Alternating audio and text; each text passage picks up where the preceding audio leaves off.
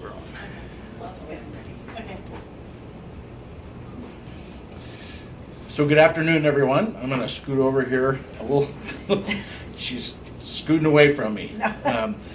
We're redoing a little technology thing here and recording the video on the phone. We'll upload it later. I'm Mark Nelson. This is live from Longview, and I'm here today with District Court Judge, newly elected District Court Judge Debra Burchett, and we're very excited to have Debra here. As you know, this is my second time hosting, and so we're going to go through some questions and just learn a little bit about Debra and some of the things that are going on in our district court. And so with that, we're going to get started. Oh, so, great. Debra, thank you for coming. Oh, thanks for having me. Great to have you here. And it's good to see you. Good to see you. And so just to, I guess, so people can know a little bit about you, tell us a little bit about you. I was actually born in Longview, and my mom and dad left when I was about 3 and moved to Seattle. And what some people know and some people don't know is my aunt was Annabelle Jewell. They owned the hotel here. I did not know that. Yeah. Larry Jewell and Annabelle Jewell were my aunt and uncle, and my grandparents lived here. And we moved to Seattle, and then we moved to California. And as I got older, I went to college, worked my way through college, worked my way through law school, worked for IBM in Chicago for quite a few years as a marketing rep, and then I moved to Columbus, Ohio, went to law school, decided to come back home and adopted my son in Aberdeen. He was 6 days old. I was a prosecutor there, and then I decided that I wanted to come home so he could be near his grandma who lived here, my mom. Yep. And so we moved back to Longview, and I went to work as a prosecutor, and then I started my own criminal defense firm, and so that's kind of what I've been doing. So, so you've had some chances to see things in other parts of the country. What I mean, you talked about, of course, being back in Longview for family reasons primarily, but I guess I'm kind of curious what kept you here. Same things? I mean, just to be around family, or I mean, did you look at heading back out? Because clearly you weren't something. It wasn't something you were afraid of doing. I think that my mom was getting older. My mom was here. I was close to my mom, so I wanted to stay near my mom. And being a single mom, it was easier to have grandma here. And then I found that I love raising my son here. The schools were great. He went to Longview Christian, he went to Mint Valley, he went to Mark Morris. I love the schools here, and I kind of love the community here. It was affordable, and I just really fell in love with raising my son here. I love the big cities. I love living in Chicago. I do, but I would never want to raise my son there. Yeah. I was never a big city person. I start getting shaky if I get north of Chehalis, Centralia. Yeah, it was always one of my most dreaded things was if I had to go to a meeting in Seattle. You know, it's like, oh, I don't want to go there. But anyway. Well, and it was more shocking for me coming the opposite direction because I lived in downtown Chicago for years. So I went from downtown Chicago, and then I moved to Montesano, and I'm like, oh my gosh. Oh yeah, that would be a big shock. That was a culture shock. Yeah. So it's been a really good place for me to live and raise Josh. Good. So, so you've been here now how many years? Josh is 20, and we came back here when Josh was about 1.5 years. So almost 20 years you've been here. Yeah. And my grandparents were here, my aunts and uncles, my cousins, so I have a lot of family here. So that was kind of nice too. It was good getting to meet some of them. Oh, you did? Of course, on the campaign trail. Debra and I spent some time on the campaign trail together last year, of course. Her successfully, me not so much, but in any event, yeah, it was great meeting them, and all wonderful, wonderful people.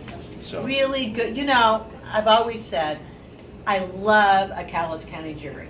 And I love Cowlitz County people. And I'm not just saying it. They're down to earth. What you see is what you get. You know, they're just very common sense. So it's just really nice to be around my family and people like that. Yeah. And it's nice to get out of, no offense, but it's nice to get out of the legal community and then have my family that I can go home to. Sure. Yeah, it's Yep. nice. Yep. So going to law school, starting into practice, whether that was as a prosecutor or working for the government end of things, and then into private practice in defense or the other areas of private practice. What was your path, if you would, to where you are today, sitting behind the bench? And was that something that you foresaw yourself doing, or was there some place that you got to that said, "No, I think I need to be there"? You know what, that's a good question. I never aspired to the bench. I was never one of these people who, you know, someday I want to be a judge, someday I really want to advance. I think what happened was when I adopted Josh, because I adopted as a single mom, he took a lot of work and it was really important to me, so I prioritized him. And then because he came from, you know, a little bit of a rocky background, he had some special needs, you know, that I spent a lot of time, he was my everything, you know, I Sure. was there at night. And so I just dedicated, you know, didn't sacrifice, I dedicated my life to being Josh's mom. Right. And then all of a sudden I realized, you know what, he's 18, he's going to college. And I always told him, I said, someday I'm going to have a life. You know, besides just having my business, I'm going to have a life again. And it's funny because people would ask me when I was campaigning, they're like, wow, we've never seen you that much out in the community. Well, that's because I was home. I was Right. home parenting every night, you know, or getting him off to school or going to school events. So I just decided that I was ready for change. You know, I wanted to, you know, kind of find myself again. And there've never been an opportunity where all the judges left at the same time. Wow. Yes. And they never had, and I don't want to make this into a sexist thing, but they never had a female district court judge before, you know, and I thought, wow, this would really be a great opportunity. And then before I knew it, I was running.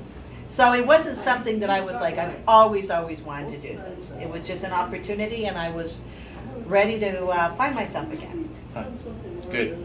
That was there something that that drew you into public service, or that where you, because there's of course the work part of it, and that would be the part I think that probably most familiar with. But then there is also the piece of it that is the public service, the political side of it, all of those aspects. And were those things that you were aware of?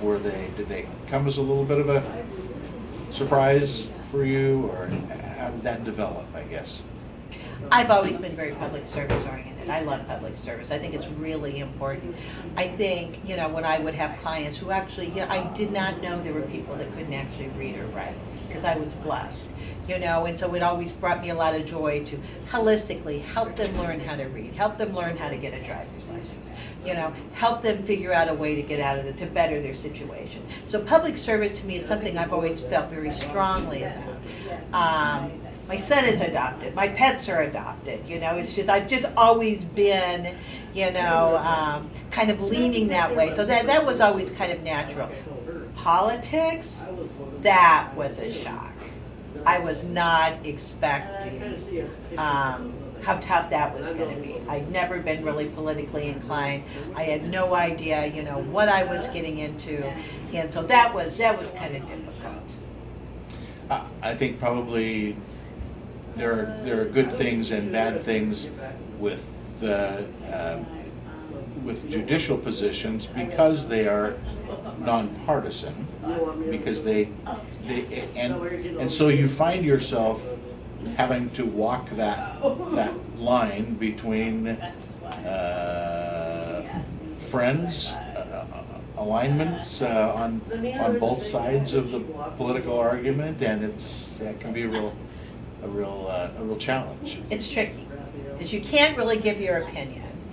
And so it's just, and people, a lot of people will insist, no, you really do have an opinion, but you really can't give an opinion. So it's a little bit tricky. And then it was also kind of tricky because I don't know how to put it any other way. I've never really been, I had my own business, I had my own thing, I had my family, I had my friends, but I've never been really in the good old boy kind of network, where I really fit in and I really, went out. And so that was kind of hard too. I had to figure out where I fit in. And finally one of the people on my team, Pat Palmer, Pat was talking to me, he goes, you can try and convince, some of,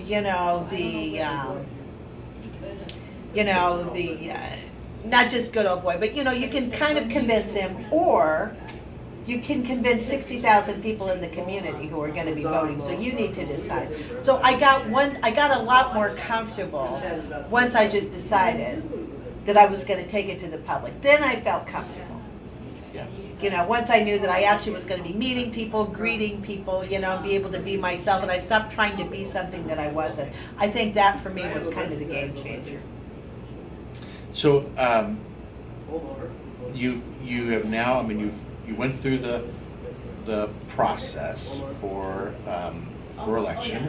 You won your position as the first female district court judge, and I guess I always feel a little bit odd when you start saying the first female or the first this or the first that or whatever it is, because you're just a judge. You're a judge, Yes. like all the other judges. But still, there is something special. There's something notable about that. There's no question. And so I guess I'm curious about. There are 3 Yes. brand new Yes, there's 3 of district us. court judges. So tell me about the dynamics of that. Tell me about how that is shaping up, and some of the good things, and maybe some of the challenges that you guys are facing with 3 new district court judges. I think the 3 of us work well together. But we had to learn how to play well together because 3 of us had our own business. And none of us are really young, so we'd all had our own business. We'd run our own shows. So all of a sudden now you get 3 people who are used to, running their own business going, Right. I'm the boss. No, I think I'm the boss. No, I think I'm the boss. So we had to learn to really work together well, and we really do. We learned, what's important and how some people deal with some things differently than other people, and it's interesting because I was talking to Ann Cruiser, and I always feel weird talking kind of like this because it sounds kind of sexist, but it's true. She said, women judges also judge differently. There's a different dynamic that we have. Sure. I think it's, for instance, I might talk about my family in court, or I might talk more about, different values, or might appear just a little bit more empathetic because that's just who we are and that's just who I am. And another judge, might be a little more, reserved, or he might be a little more, but what's funny is it works. It works with the 3 of us, now that we are learning, who does what, and we really bring different skills because John did appeals forever. So John has got, a good sense of appeals, a good sense of writing, his briefing is incredible. Jamie does civil law. None of us did civil law. So Jamie's great as far as the civil. I did criminal, so I know the criminal. And plus I did a lot of mental health work too. So it's really kind of a good combination, the 3 of us. So let's and maybe I want to come back to that, but I do want to talk a little bit about the specialty courts, and with mental health court and community court and I realize it's Superior Court, but drug court, and just the idea of specialty courts, and why are we moving towards specialty courts? Why is that falling on on the judicial branch of government to deal with these kinds of issues, social issues, really. You know what, this is kind of my passion, and I'm really glad that you asked, because I was a judge that said, I want to do community court. We all ran on that as part of our platform, but I think it's extremely important, and I'll tell you why. If you take people, this is a case that I had, where I had a case where we had 2 women that had mental health issues, and they were stealing cans out of a recycle bin in Tulana. So they got arrested for stealing, and they had mental health issues, and they were trying to get back to Oregon. One of them didn't even know what state she was in order to return these for 10 cents a can. So you arrest these people, and you put them in jail. They're there for probably a week. By the time you get the police report, you get all the attorneys assigned, you get their arraignments. It's costing the cities $90 a day. They're decompensating. In other words, they're mentally getting sicker because they don't have their meds. By the time they get out, you kick them out on the streets. They have nowhere to go. They don't know where they are. And so what happens is you start having this circle, where you're paying money. They're not getting better when they're mentally ill. And my issue was that we should not be warehousing people that are mentally ill. Agreed.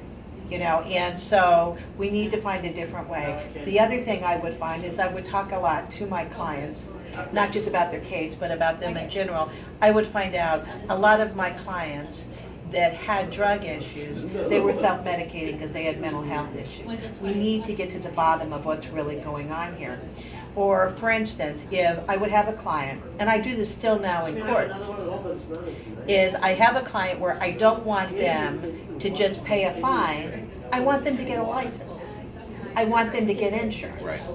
Because it doesn't do the courts or any of us that are driving on the streets any good to have somebody driving unlicensed, not having insurance, and getting a fine instead. That doesn't help anything. So I would find clients who didn't know how to read, they didn't know how to write, but they knew how to work, so they had to go to work to get a job. So I think you need to get down to the bottom of, the reading and the writing, and do you have a mental health issue, and the alcoholism, you need to really go to the crux of what's really creating the issue rather than just incarcerating them, because just incarcerating them isn't working. And they're getting out and they have the same problems they had going in. Right. So I'm gonna ask your opinion on this, and maybe it's a little bit different, but in your opinion, is the court the best place for that to happen? And the reason why I ask, of course, is should there be? It's kind of like with drug court, kind of with mental health court, with any of the other courts. Somebody doesn't get to walk in and go, I want to join community court, or I want to join mental health court. They have to go through, they have to get arrested, they have to get in some kind of trouble, Yes. to get into the system where they can be helped. Right. And is there an earlier, do you think that there's an earlier intervention method or something that could happen at an earlier stage to keep them from getting into the system and having to go through that? Or is that just one of the bad parts of a good thing, or the good parts of a bad thing, or however you might want to look at it? Well, it's funny you should ask, and I'll tell you what the plan is. I'm going to show it to you. You probably can't see it on, real well on the TV. We have something that's called a resource fair. And I would love if you would be there. And anybody that wants to come, it's this Thursday. It's going to be at CAP. It's starting on March 7th. Let me tell you what's going on. Let's make sure, let's get that held up there. Let me tell you exactly what this is. I am so excited about this because this is what's going on. Great Rivers Mental Health and the county commissioners have created some funding for community court. But more than that, there's been some other funding going on. And what's going to happen is every Thursday at CAP, at the Altrusa room, they're going to have, it is amazing, they're going to have about 20 to 30 different service providers. They're going to have people there for housing. They're going to have people there for transportation. The Three Rivers is going to have vouchers for transportation. They're going to have Columbia Wellness is going to be there. DSHS is going to be there. The library is going to be there to help people with reading and writing and literacy. LCC is going to be there. They're going to be talking to people about GEDs. They're going to be talking to people about going to college. How do you do that? What does that look like? You're going to have people there from different treatment providers. You're going to have people there, for instance, from the College Tribe for substance abuse.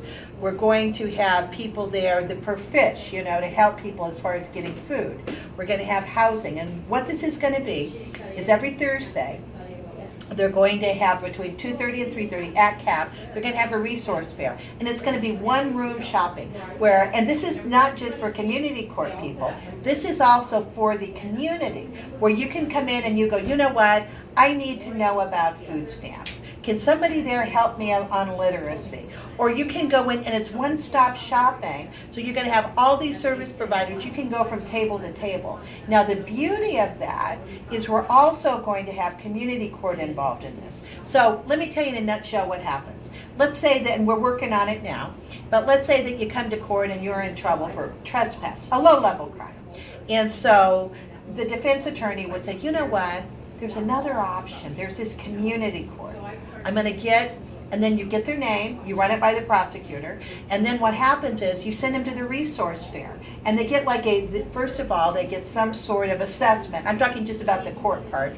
Then they go to the resource fair, and then they have a report card, they have the assessment, and they start looking at the different resources. Then they come back to court the following week where I'm the judge, and we come up with a plan for that. Now, let's say perhaps it's a shoplift, and maybe the root of the problem isn't just that they're a thief. Maybe they need formula, maybe they need diapers, maybe they need a job. So we're going to work them through an individualized program. And it's kind of a stick and carrot. We will go ahead and dismiss your charges if after 6 months, 3 months, whatever, you go to the resource fair, you get a job, you do a resume, you learn how to read and write, perhaps, you start going to mental health, regularly, and we will have a way to get you there. So I guess what I'm thinking is it's a resource fair for community court, but it's also for the community. Wow. I am really excited about it. So let me just share with you that I have talked about this sort of event for several years through the What If committee that I had going, and the only difference between this, where it's located at CAP, and one of the things that I was working on as the sheriff was to take this pretty much the same model to the community, to neighborhoods, and actually set up. I could see something like this being set up in the median area on Beach Street, where you've got lots of room, you've got people who can come and go and take it, be in the neighborhoods. But this is very, very exciting. Or like in the Highlands, they have right. the area there. What is the center that they have? Well, right, yeah, at the Highlands, the neighborhood center there. Yeah, exactly. That's exactly what I'm thinking. But see, most people, and I know I'm going to sound Pollyanna, but I know this to be true because I did this for 20 years. Most people want to be good. Most people want to do the right thing. Right. They just don't know how. And so all of a sudden you have somebody who's 16 years old. I remember one time I said to a client, I said, you're 35 years old. Why have you never had a driver's license? How does that happen?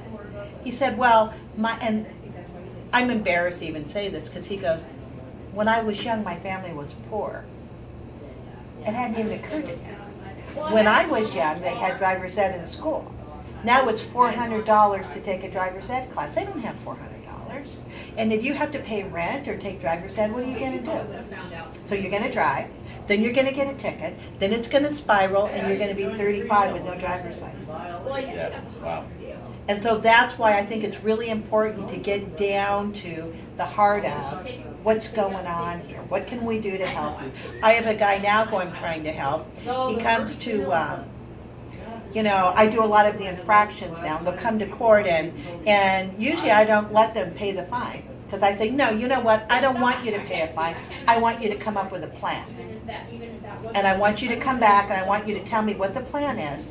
Because I don't want your money. I want you to be legal. And I have a 55-year-old man now who's learning how to read and write.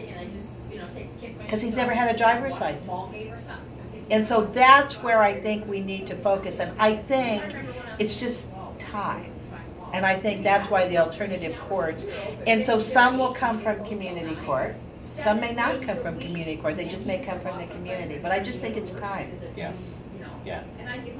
No, I agree, and like I said, I'm very, very excited about this. So for those of you who are watching, this is day after tomorrow, starting the 7th of March, so that's this coming Thursday, March 7th, 2019, from 2:30 in the afternoon to 3:30 in the afternoon at the Lower Columbia CAP building. Then that is located right down Commerce Avenue here, 1526 Commerce Avenue, just near the Columbia Theater there. So There's going to be a cake. a cake. Yeah, There's cake. There's cake. All I'm right. going to be kicking it up. And the other thing is we're going to be showing people how to get health care. They don't know how to get Apple Care. We're going to help them figure out, how to fill out the forms, So there's just a whole myriad of things that we want to be able to help people do. That's awesome. That's awesome.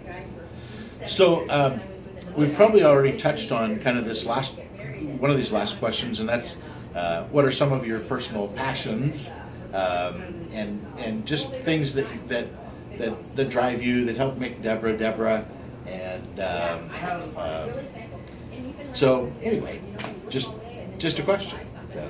Well, that's actually a really good question. As you know, you and I talked about it. My son is my everything. And so I think a lot of my passion is Josh. A lot of my passion is helping people get better. Travel, I love to travel. I went to Paris this past year. Then I also went to a wonderful place. I don't know if I told you this. When my grandpa, we were really close, when my grandpa was passing several years ago, he had been in World War II. Oh. And he had actually been a 17-year-old young boy who had crossed Normandy. He'd been part of the Normandy invasion. And so he would talk about the war all the time. So this past year I went to Paris and then I went to Normandy so I could see the beach that they actually crossed. So I went to Omaha Beach. That was amazing. And so I really love to travel. And so that's really important to me. And other than that, I've got a golden retriever and a chihuahua. They keep me busy. That's kind of the tall and the short of it? Well, except that the short of it really overruns the tall of it. Believe me, the chihuahua is all over the golden. So things are good. It's been an adjustment at the courthouse. I'm not going to lie. All of a sudden they have 3 new judges, and and so we're a little slower getting it together. But I think it's exciting. I think it's an exciting time. I'm not the type of person where I'm not aspiring to, I want to do this for a couple of years and I want to do something else. I'm happy. I think I landed probably where I was supposed to land. Great.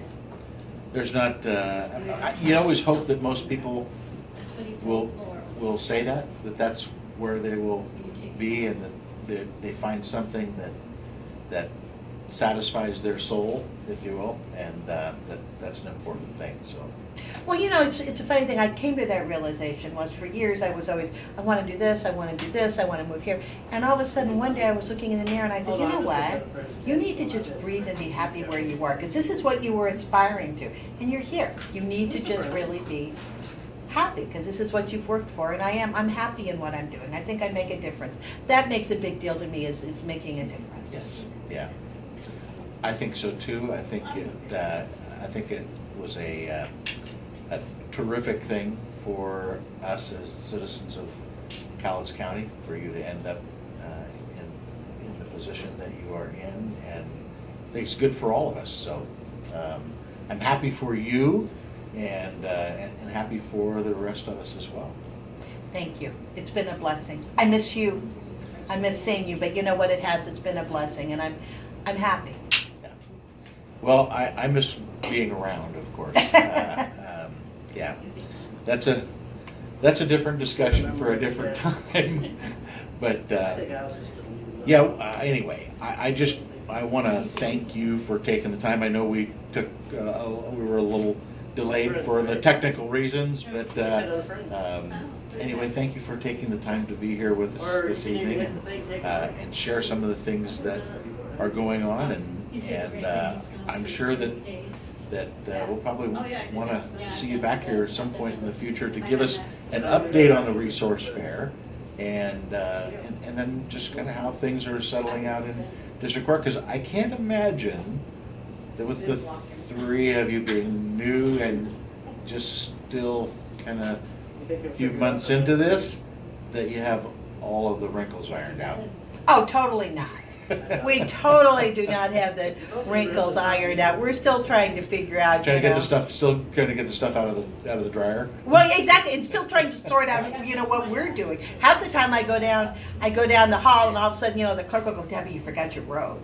It's just like, it still hasn't really got to me, it's just, and it's funny too, because out of the three of us, I'm probably the least impressed with myself. Not that the other two are super impressed with themselves, but I am totally not, and so it's so funny to me. I'm kind of like, really?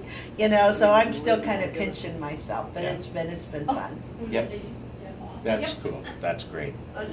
Well, thank you again for being here, and we'll wrap this up. Again, I'm Mark Nelson. This is live from Longview. Please feel free to check out my page at Mark My Words on Facebook, and I do a live program a couple of times a week. And so check that out if you would. And come to the resource fair. And come to the resource fair on Thursday. 2:30, 3:30 at CAP. Yep. All right. Thank you, everybody, and have a good evening. Thank you again, Judge Burchett, for being here, and it's been a great time. It's a wrap. Thank you. Thank you. Thank you very much. Oh, you're welcome.